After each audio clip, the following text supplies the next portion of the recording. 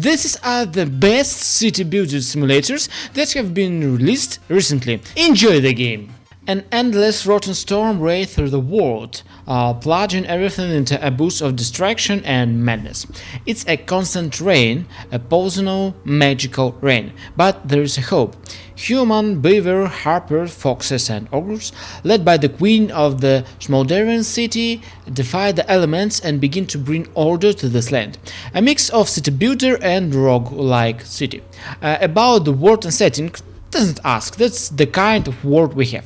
The player will take the role of the vicar of the degraded queen. The creature of this world walk around in armored Macintoshes, use rain in production and have generally adopted to the downpour.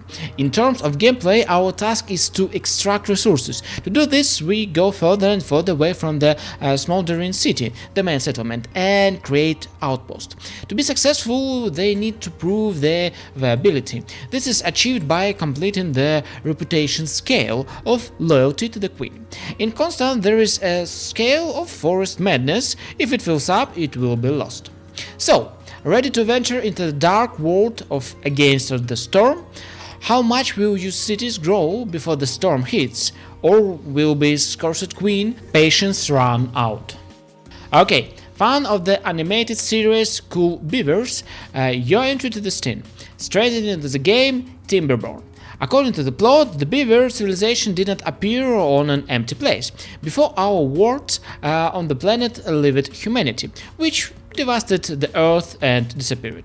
And now, on the ruins of the old world, we must prove that beaver is the crown of nature. Players have a choice of 8 maps of different sizes, from very small, on which even one settlement will be a crumpet, and a huge one which is unlikely to be fully developed. You can also create your own map in the editor.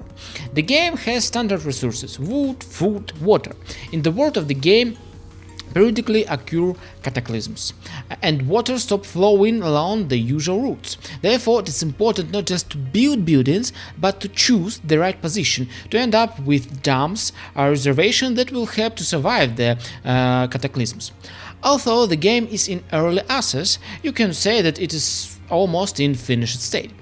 If you come to want to just watch cute animals and build them houses, choose easy mode or turn off drones in custom mode.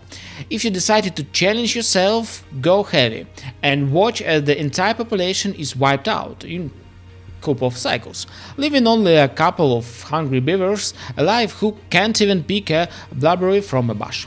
The choice of beavers is yours. Pioneers of Pagonia is about exploring, discovering and reuniting the fantastic island of Pagonia. The player can build more than 40 different buildings, use more than 70 different types of goods, manage production chains and, as a result, build a powerful economy. Everything starts with a procedurally generated map, which gives an endless variety of game sessions. Exploring the island is one of the most exciting parts of the game. You can send your pioneers out in search of new lands, hidden resources and secret locations. Your pioneers will have to overcome various obstacles such as mountains, rivers, forests and swamps. You may also encounter hostile animals, bandits and mythical creatures. The game has a colorful and detailed style that creates the feeling of a fairy tale world. The game also features the famous visual factor. This is when you see thousands of living inhabitants business about their business, transporting goods, working in factory and socializing with each other. This gives the game a vital and realistic feel. If you like to build your own worlds, explore new lands and interact with different tribes and creatures, then this game is for you. The game has beautiful and detailed graphics, pleasant atmosphere and music, as well as the possibility to play cooperatively with friends or other players. Snowless Frostpunk, just punk? Let's do it again in the game New Cycle. According to the plot of New Cycle, in the near future most of the Earth was burned out by an abnormally strong solar flare, after which the remnants of humanity begin to fight for the last livable territory. All sorts of the weapons were used, including nuclear weapons. The destruction continued, and as a result, global civilization slipped back to an agrarian society. Unlike Frostpunk, New Cycle does not have a huge reactor in the middle of the settlement, which would immediately put the player action on a timer. An interesting innovation in the renewability of resources, as well as the fairly quick change of season, so you didn't have to fear the disappearance of nutrients and resources around you. You just have to wait out the winter. The settlement itself is also built as the player wishes, without being tied to the center. Only the need to connect buildings by road remains. New Cycle has its own story with a campaign and separation scenarios, with different conditions. There are enemy and incoming settlers, an expansion of territory offering meadows, deserts, tundra, but the difference between these territories are minimal at this moment. Kingdoms and Castles is a city builder simulator with tower defense elements. Under your control, you will be given a small island on which you will have to build your fortress and its supporting city. And further, everything is like in stereotypical medieval times. You need to make sure that your peasants do not die from inept planning, leaving you all alone. There are several types of building in the game: fortress building, city services building, agrarian building, and industrial building. Very small production chain. You max is to make bread from wheat or tools from iron. The problem that awaits you as a lord of are the food, socialization, fires, plague, and of course external enemies. Periodically, you will be attacked by dragons or vikings. The former are loners, burning down your buildings and flying off into the sunset if you didn't shut them down. The later waves come in several ships and burn anything the touchers can reach. You can of course play on map where there is no any threats, but then you just get bored. The thing is, there is no story campaign in the game. So far it's a big sandbox, in which you need to build and defend your kingdom from waves of enemy. You won't have any other objective. Simple design, dragons, vikings make a great base for kingdoms and castle development. Strategy, city build simulator, and card game.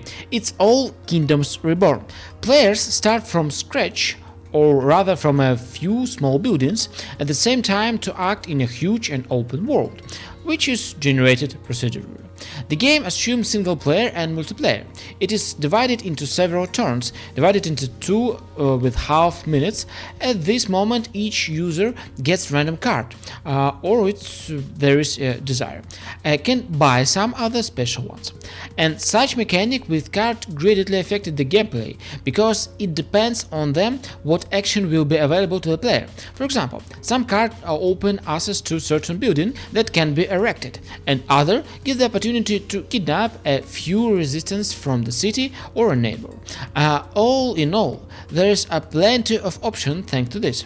There are 5 cards to choose from, but each card requires resources, which can be obtained through the taxes. Thus, it's not always possible to take all 5 cards in the city, has a weak economy and more.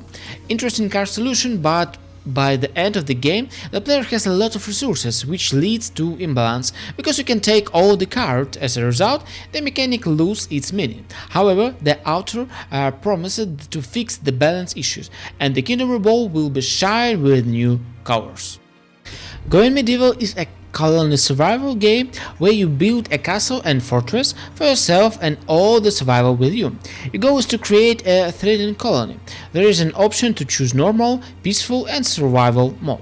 From dirt to princess, we build our colony from scratch, from nothing. The game has plenty of options for what you can build, as well as plenty of decorations. You can explore new types of furniture or building materials, which expand the level of detail you can already get. Trading with NPC allow you to get rid of unsuccessful items, or trade what you have for items you need. So, if you're looking for an interesting and in-depth colony management simulator with a lot of merit, Going Medieval isn't a bad option. It's a rich and immensely enjoyable experience with a relaxing gameplay, already in early access.